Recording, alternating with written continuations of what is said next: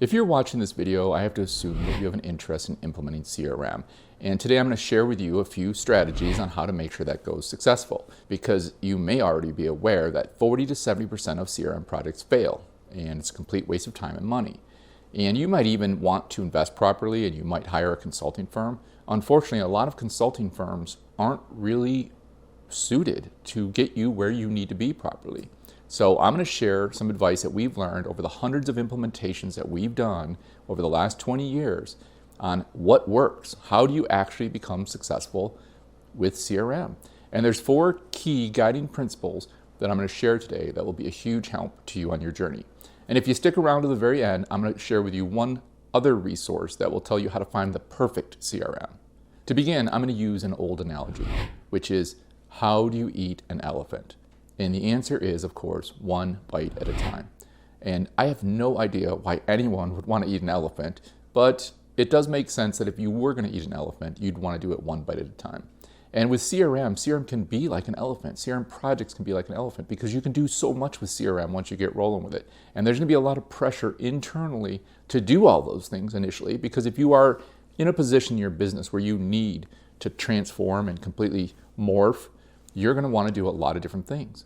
But I'm going to tell you, for your own sake, you'll want to eat the elephant one bite at a time. And I know the urgency is there to do everything as fast as you can. But I will tell you some of the best advice you'll ever hear, which is do less. So start with the smallest footprint possible. Implement that. Get your team using that. It'll give you a shorter project time frame. It'll give you a faster time to return on investment. It'll make it easier for you to manage the project. It'll be easier for your people to learn the software. And then from there, you can evolve and you can grow. And that is that first bite of the elephant. Once you've had that first bite and you've digested it, then you can go on and take another bite, and then another bite, and then another bite. And before you know it, you will have gotten to where you want to be. You will have transformed your business.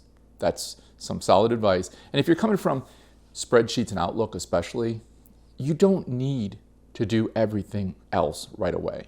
You just don't need to do all those things.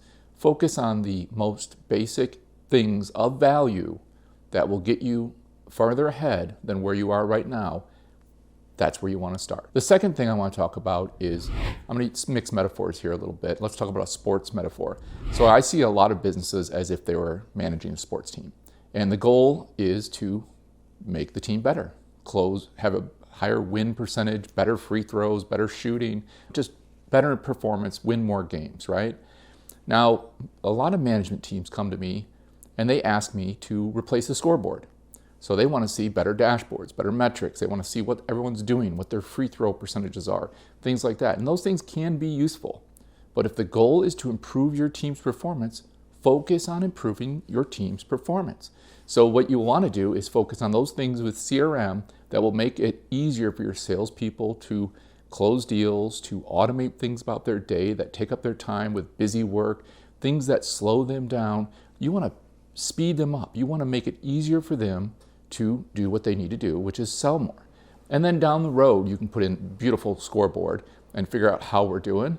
But first, help the team get where they need to be faster. That should be your focus when you start. For the third principle of success, let's imagine you love Chinese food and you like to go to eat at your favorite Chinese restaurant every day for lunch. And let's say you have 2 restaurants that are equally high quality. You love them both, but one is just a little bit closer to the office. Now, over time, you may visit both of those restaurants, but the odds are you're going to go to the one that's more convenient, that's better situated, closer to the office. It's just easier for you. And CRM is a lot like that. With CRM, it's really important to make it easy for your people to use the tools. That's one of the reasons why we love Microsoft Dynamics and its little sister product for basic needs, the CRM in a Can product that we built for customers, because those are embedded into Teams and Outlook.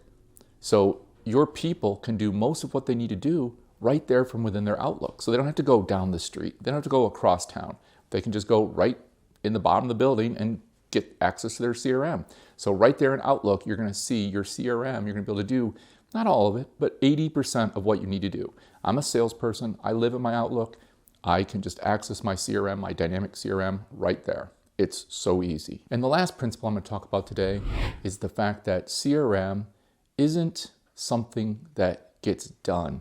It's a journey, and you're going to want to treat it as such. It's not some project that you want to rush and you're going to be done with it. You want to create a culture of constant change and improvement to help your people continue to give feedback, things that they want to do with the CRM, things that they can't do, improve the system, improve their productivity.